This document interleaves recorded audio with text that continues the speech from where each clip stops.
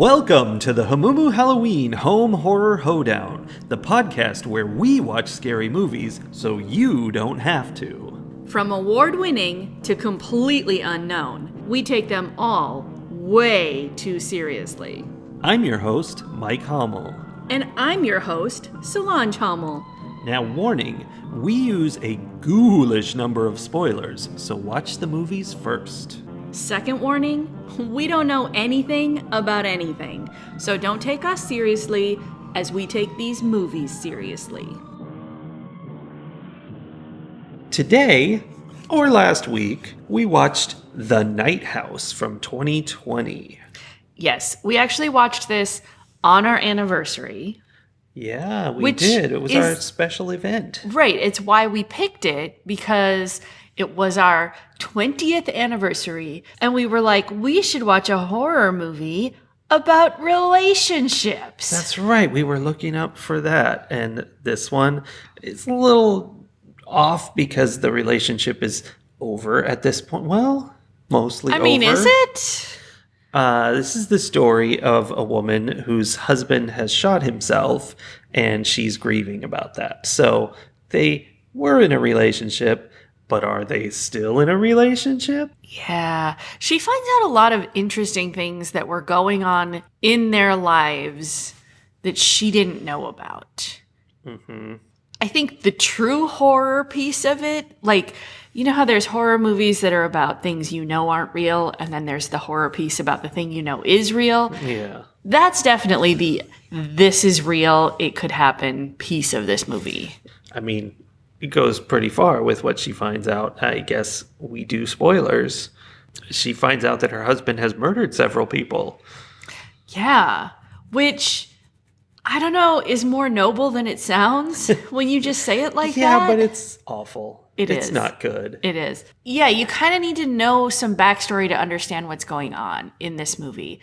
She has had a near-death experience, like, previously in her life before she met her husband. And then after they got married, apparently some like demon from the other side was talking to him and saying that he needed this woman back, like that he met her when she died and now he wants her back. And he's like, she got away. Yeah, and he's like tasking her husband with returning her to the side of the dead, right? Yeah. And so the husband goes around finding women who look like her and killing them kind of ritualistically to try to trick the demon into thinking that it's gotten this woman back.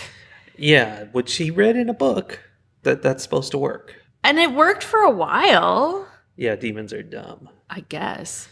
But yeah, it didn't work forever. And apparently, like, that is kind of hard on the psyche too, because I think then the husband decides, like, the best way for him to stop doing these terrible things and not have to murder his wife is to murder himself instead. And an element to that is that I peeked at reviews of this movie and they gave me ideas that I didn't have, so I can't lay claim to this. But she is not a believer in afterlife-y things, which comes up in the movie. As a result, the demon had no way to get to her, but it could get to her husband, who was a believer, and that's why it was using him to try to get her. Oh. And so he was saying that if I'm out of the picture, she is going to be safe, which is what he put in his suicide note. Right. He says, nothing can get you now, or you're safe now, or something like that. But unfortunately, she saw all this ghosty stuff. Right, she becomes a believer. Starts to believe things. Yeah. So I found this story, like, really interesting. This was different than anything that I've seen before. It was unique. I felt like it was kind of slow, though. Yeah, it was. I mean, it's one of those slow, grim kind of horror movies where it's all about depression and grief. Yeah. Well, and there was a lot that there were these horrible things going on, but it also was just like, how do you get through the days after the person you love is gone? And especially in such a traumatic way. Which that was like the real world horror piece of it as we're, celebrating 20 years. And I'm thinking, ooh, yeah, I don't know what I would do. Ugh. Like when she came home from the funeral to that empty house, that was hard to watch. Well, right. They made it very clear that it was very bad because she took a whole lasagna and tossed it in the trash. Can you imagine? I cannot. I literally cannot imagine throwing away a whole lasagna. That's how upsetting it was. Yeah. Yeah. Which, it's good because it puts that same feeling onto us, the incredible upsetting, the feeling of loss of a lasagna going in the garbage. Which she also then later apparently took out of the garbage and started eating, from what we could tell. I mean, that's the more rational of the two behaviors, if you ask me. Yes. The other thing is, like, she finds out, not only does she find out that her husband, who's no longer around to explain himself, has been doing all of these things that she doesn't understand. And at first it's like he's just been like hanging out with other women, which, is a really upsetting thing to learn. Yeah. But she also has to deal with the fact that there are people in her life who knew there was something going on. Mm-hmm. And that felt like an even deeper level of betrayal. Like there was this one person, but then even the people who are still around and who should be her support system, she can't trust them either, which was an interesting, like, extra layer, I thought. Yeah.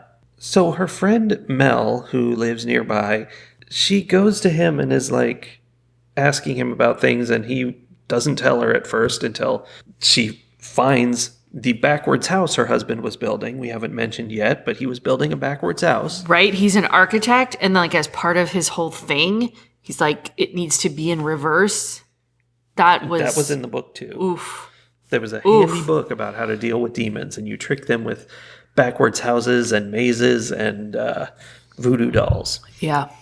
But she's talking to Mel, and he basically is like, before he actually gives her info, he's like, stop trying to figure this out. It's no good for anyone. And it's like, that's not good. Well, so once you know everything that's happening, okay, so the friendship that they have is that Mel has lost his wife previously. And so like he knows what it's like to be the survivor in the relationship.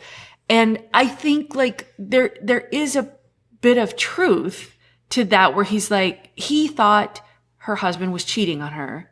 He's like, no good can come of knowing this. Yeah, like, it's better if you just don't know. Right. Just go on with your life thinking that everything was okay. It's not going to change anything. It can only be beneficial. But obviously, if someone says to you, like, just stop worrying about it, you don't really want to know what was going on, just ignore it. That's the last thing that's going to make you stop investigating something. Once you have any inkling, you're just like, you can't just be like, okay, never mind, I'm going to stop pulling that thread. Right. That's not an option. I guess it's fine that my husband has all these pictures of this other woman on his phone. I'll assume it's for a good reason. Right. I'm sure that was a completely innocuous thing. Yeah. And about that grief piece, there was a whole section where she's going through all his stuff and dealing with it. And it's not a big part, but it's a part where the movie kind of shows you that, and you feel it. You feel like, what it's like to have to deal with the stuff left behind when someone is gone. And I was actually really upset by that scene. Yeah, that's because upsetting. I am someone who holds on to things because things help me remember. Like, I have a terrible memory. So if I have a thing that like triggers the memory, then I'm like, oh, okay, I can access it, but it doesn't just come on its own. And he had only been dead for a couple of weeks, maybe a month at the most at that point. And she's mad, and she's going through and like basically just throwing all of his stuff in boxes. And I'm envisioning her just taking it all and just trashing it all. And all I could think was how much she was going to regret doing that, like years down the line. Like how much she was going to, after she processed her anger, how much she was going to wish that she had something to help her remember the positive times, which may or may not have been true. Like I had to remind myself, like her anger is not just about what she's finding out, but also about the fact that he died by suicide, and like that there were all of these reasons for her to be angry with him, and that maybe she never would get to the point where she could forgive him and be okay and want to remember. But like for myself, I was so anxious that, but I'm going to want those later. Yeah. Like, oh, right. That's not me. Yeah. There's a lot of really well done emotion in this where it's just like, yikes, this is the reality of what this is all about. Oh, one of my favorite scenes was toward the beginning because she's a teacher. And it's the end of the school year, and some parent comes in and is mad about a grade for this like English class or something, and is like pressuring her to, oh, well, I don't think he should have gotten a failing grade. And she's like, well, he didn't do the work. Because you were out on that day. Yeah, well, he's like, because he didn't do the work all semester long. And she's like, well, you told him he could make it up on the last day, and then you weren't there. And she's like, yeah, because my husband killed himself and blah, blah. And like, she like just blasts this parent. Yeah. And the parent is like, oh, okay, well, never mind. It's fine. Everything's fine. And she's like, nope. Here, he's got a C. Oh, you want an A? He has an A. Like, I don't care. None of what you are asking me about matters in any way, shape, or form. It doesn't matter to me. It was super realistic and uncomfortable because having been a teacher, I could picture like being pushed to that point and having so much going on in your real life. Yeah. Where you're like, this one grade for this one semester for this one kid, nothing hinges on this. Yeah. I don't care. I will give you whatever grade you think he should have. It doesn't matter. Just leave. Right? Like, I have no interest in trying to help your child be a better person in this moment. Like, if you want me to just hand him a grade, fine, whatever. That's on you. Yeah. And it was so, like, it was kind of mind-blowing. Yeah, she did a lot of staring people down. Yes. Oh, and that parent, like, 180'd. Yeah. So fast. It was pretty funny. There was another scene like that where she's at a bar with a bunch of her coworkers and, they're talking about different things and they get into what happened to her husband and stuff. And then there's a lot of back and forth of, oh, she doesn't want to talk about it. And she's like, no, it's fine. And she's getting real aggressive about it. Right. Let me just tell you all the terrible truths in my life. Like, clearly that's what is expected of me now. Yeah. And she gets to read them the suicide note, which is nice. Yeah. Just a fun after work cocktails. Right. Just drinks with friends. Yikes. One of my notes, though, I just wrote, I'm not sure they're hitting the scary beats right. Because while the grief parts were very powerful, like I definitely felt them, the scary parts, it was like they were just a little too fast or a little too slow. And like they hit either right before I was ready for them or once I was like, yeah, okay, I don't care anymore. Like, I know where you're going. It hasn't happened. I'm over it. Yeah. It was like just weirdly off. It's not so much jump scary, more just psychological. Yeah, but even that, like usually I like that. And in this case, I was like, nope, you missed it. Like there was a moment where that would have really hit hard. And then you waited just a second too long, and I processed it in my head. By the time it happened, I had already moved past it. Well, see, that sounds similar to what I was noticing. It felt like a lot of the clues she found to unravel this mystery were, I want to say, too easy. Like they were just presented too blatantly, I think. Like, for example, she gets her husband's architecture notebook where he's got drawings of their house because he designed their house. And then on the flip side page to a drawing of the house is an opposite of the drawing to the house. And that could have been interesting to think about. And, why does that exist? And maybe some other pictures. But instead, that backwards picture said reverse house design or something next to it. And it was, right there on the flip side. And it was like, it was just explaining it. And then on another page in that same book, it said Caerdroea, which was the name of the book of how you deal with demons. And she later finds that book and looks at it, and the page is marked for the part that matters. And those are really convenient clues. And right. It made it so she could follow the path her husband took, the thought path he took, perfectly without any distractions. Yeah, so I think a little too obvious in those ways. But we get into the demonic, magical part of the story. There's this invisible demon trying to get her. It calls itself Nothing because she made a big deal out of how when she was dead for 4 minutes or whatever, she felt nothing. And it says, I'm the nothing that you felt. Nothing. Yeah. And so there's that. And then her husband kind of inheriting that from her until eventually he took his own life. And then she's getting it back after that. And it feels like this is talking about depression. And, you know, even to the point, if you think about it, if you get in a car crash or what, I think that's what happened to her when she had her near-death experience, you can get head injuries, which literally cause depression. Yeah. And so there's this idea of depression and how it can feed on you, and it wants to take you, and it's saying, I'm going to get you, and you have to fight back. And then you can't really fight it by yourself. And of course, her husband tries to fight it for her, basically, while she's not getting better, but he's fighting it for her. And he can't handle that. And then she's alone again and fighting depression by herself.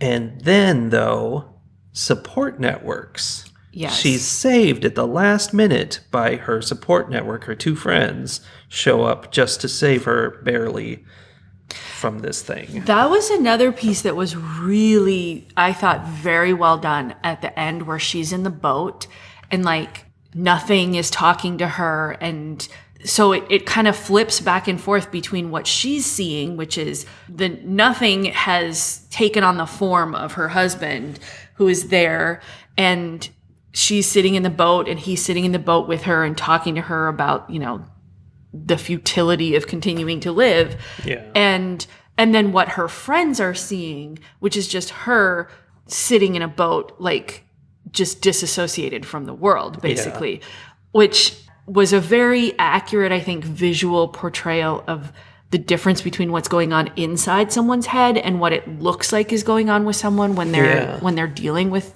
like extreme depression like that.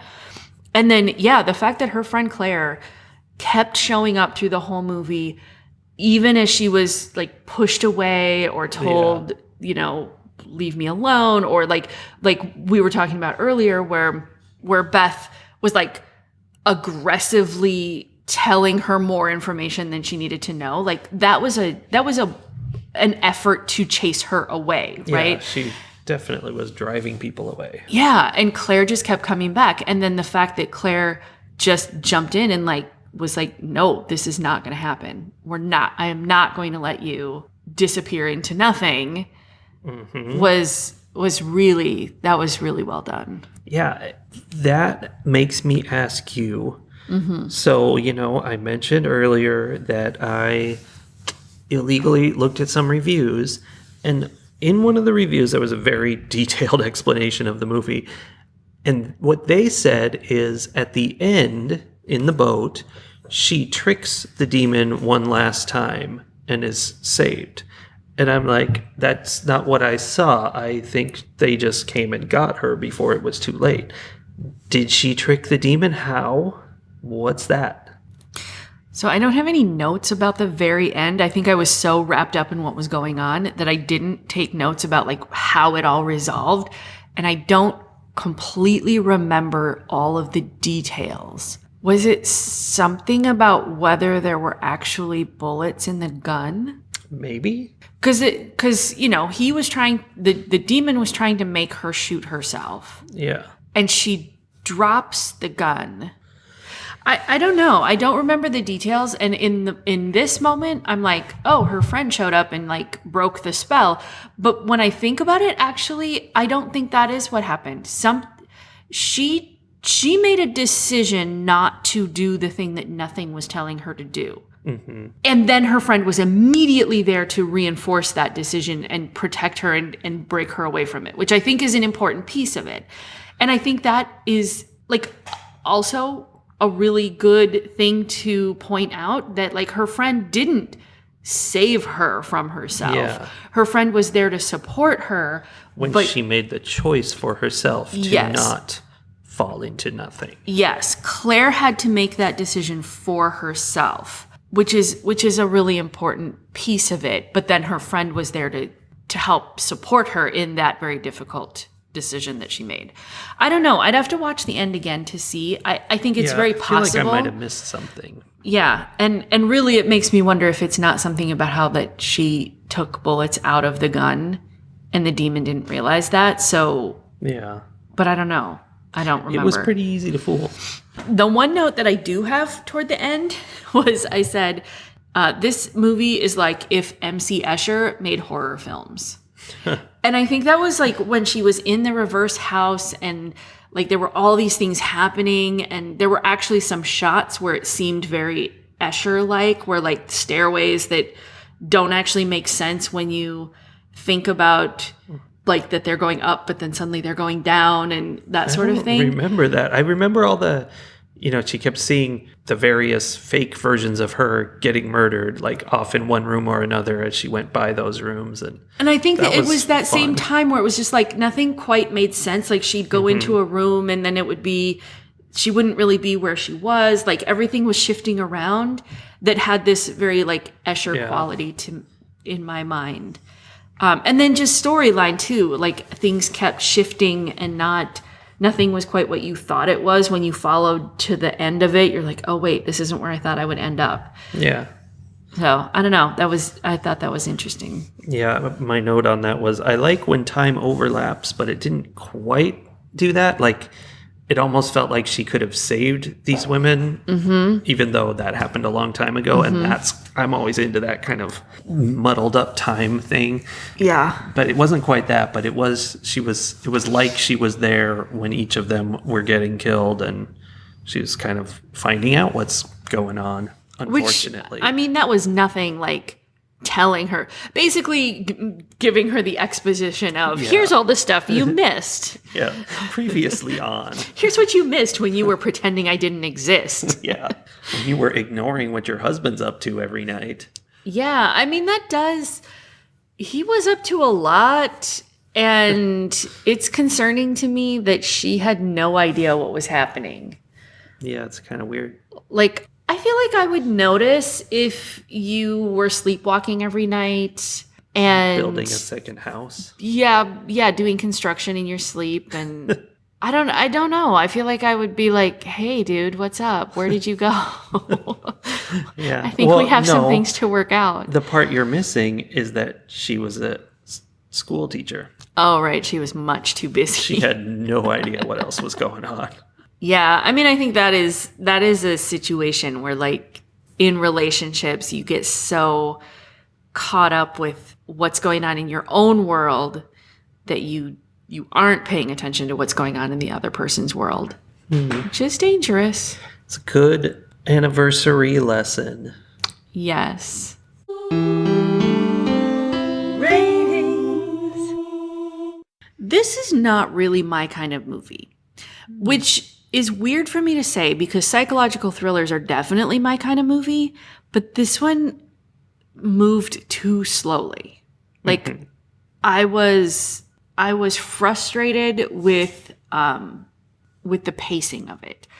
That being said, I think this movie was very well done. I think a lot of the emotional stuff was exceptional. I liked the acting. The storyline was probably my favorite part about it. Like it was a unique individual story that is not just a hashing over of the same old scary thing. Yeah. And pulling horror out of grief is, there's a lot to pull from there. So I thought a lot of it was really well done. So I feel like my personal score is lower than I would think probably other people would score it. I'm going to give this movie 3.5 spooky silhouettes out of 5. I forgot about the silhouettes. That was one of my favorite just like visual gags in the whole movie. It's going to make me see the detailing of like the tops of pillars and the edging along the top of a wall, like in a very different way, I think. Which again is more of that. It was more of that like visual, like MC Escher, optical illusion kind of thing happening. There was a theme of that. Anyway, 3.5 out of 5 because it was good, but I feel like I was kind of bored with too much of it, which is sad because it is not a boring movie. What did you think? Yeah, it was a slow burn, as they say, which I don't know why that's the only way for things to be slow, but they have to be. It's a slow burn. Of course, I like the slow horror movies that are so depressing and dark and grim. That's just fun. That's just peppy and zippy for me. You like your monotone movies. Yes.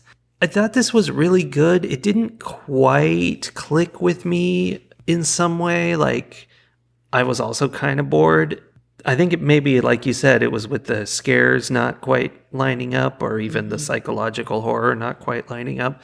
But it was an interesting mystery and it all worked. So it was really good. And I'm going to give it 4.5 spooky silhouettes out of 5.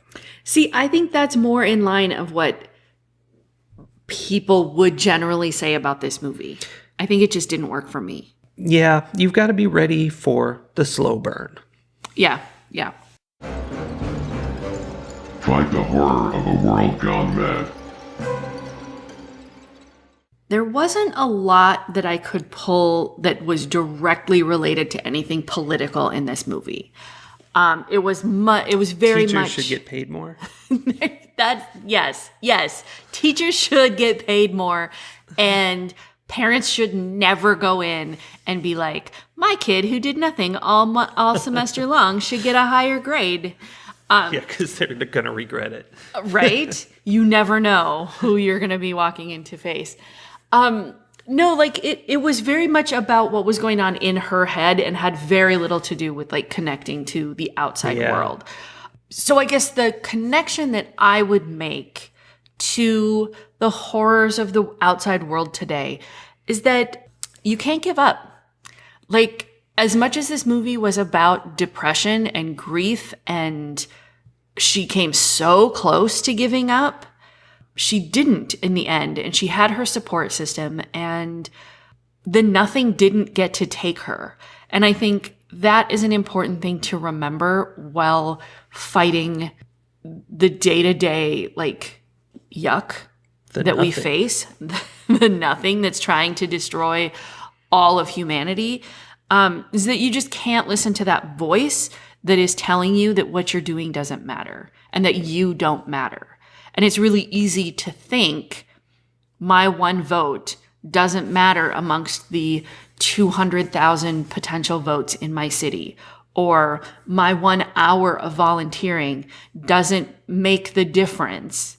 But it does when it's combined with that one vote and that 1 hour and that one effort from all of the other people who are also doing the work. Yeah, that's the thing I think about with just about everything is that idea that, you know, my one little one doesn't count, but if everybody thought that, then none of this would happen. So I have to do it. I have to think that mine counts, because otherwise, if everyone else thinks this way, it's not going to work. Right, because when you reach the point where you think, oh, yeah, that voice is right, I don't matter, that's the point where you give up. Because if it doesn't matter, then there is no point. Yeah, like exactly like you said. So don't give up.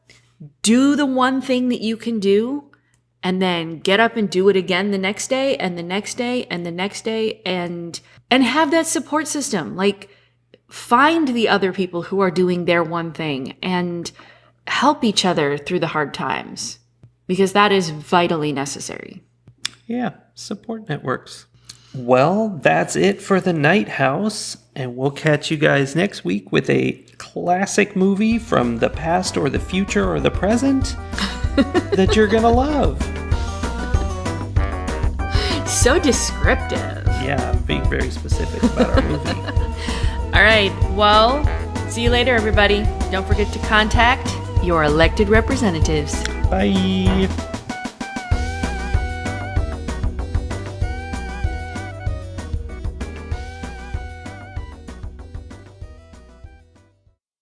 I hope you have a lovely summertime because it's not Halloween. Sorry, I don't know what to say when it's not Halloween.